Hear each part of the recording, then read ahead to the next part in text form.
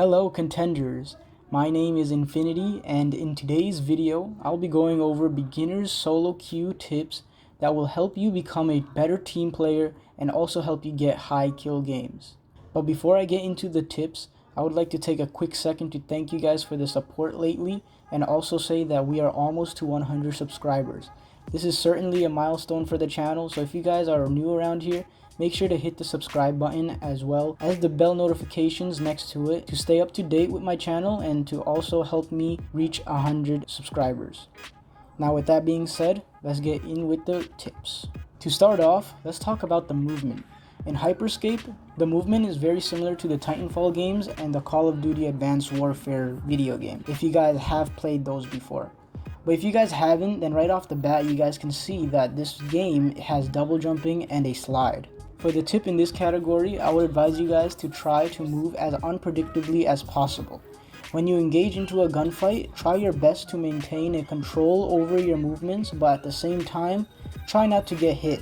Even though this game gives each player a base number of 120 HP, the game without a doubt has the weapons and weapon combos to obliterate high health enemies. I will be going over this in the weapons portion of the video, but for now let's talk about the movement. For the sliding mechanic in the game, your character moves very fast when you enter this maneuver.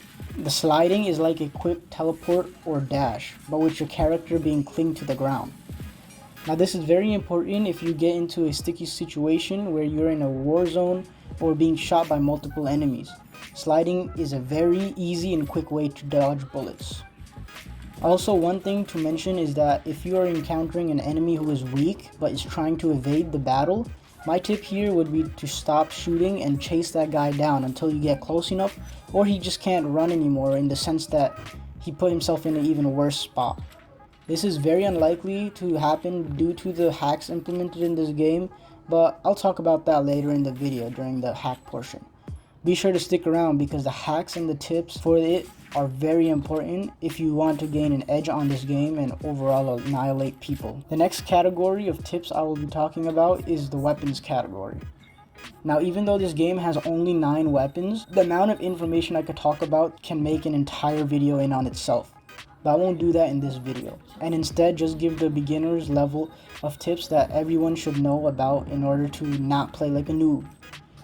To start off, in this game, there is something called fusion, and what this fusion is that when you find a weapon or even a hack that you already have equipped, you can pick up that weapon or hack and fuse it with the items you already have on yourself. For example, if I have the assault rifle Ripper and I find another one on the ground, I could pick that up and fuse it with my Ripper in my hand so that my Ripper can get a power up.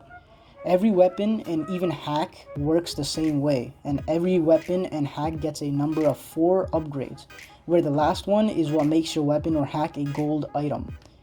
However, depending on the weapon, the upgrade you will get for it varies. For the Ripper I mentioned earlier, the upgrades increase the mag size up to the 3rd upgrade, and then the last upgrade increases the damage. For another weapon such as the Sniper, which is called the Protocol, all of its upgrades are damage upgrades. So if you guys notice, definitely do not sleep on upgrades because that is a very huge tip in this video.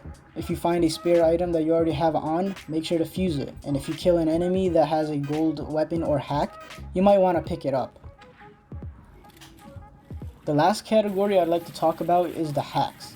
Since I already mentioned the fusion aspect of the game in the weapons portion, the hacks don't have much to talk about except its purpose and way of use. In HYPERSCAPE, there are 3 different types of hacks: offensive, defensive, and evasive. The offensive ones are like the mines or slams. The defensive ones are like the armor or even the ball. The evasive ones are like the invisibility and the teleport. One thing to mention though is that all hacks I gave in this example can also be used as a different type outside of its original type when you reach a higher level of play. One example so you can understand what I'm trying to say here is the teleport hack. Originally it's an evasive hack, but if you use it at the right time and right moment, you can teleport behind an enemy and grab the upper advantage. So just like that, at a higher level of play, which comes from experience, you could use different types of hacks outside of its type.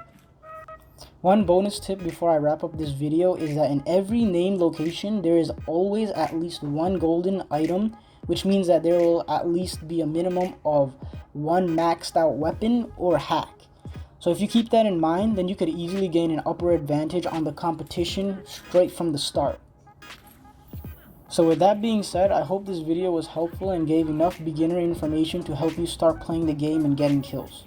If it did, be sure to drop a thumbs up, as it helps the YouTube's algorithm increase the exposure of this video and helps it reach newer viewers. Also, like I mentioned in the beginning of the video, we are almost to 100 subscribers. So if you guys are new around here, a sub is greatly appreciated. With that being said, I look forward to seeing you guys on my next video. Peace.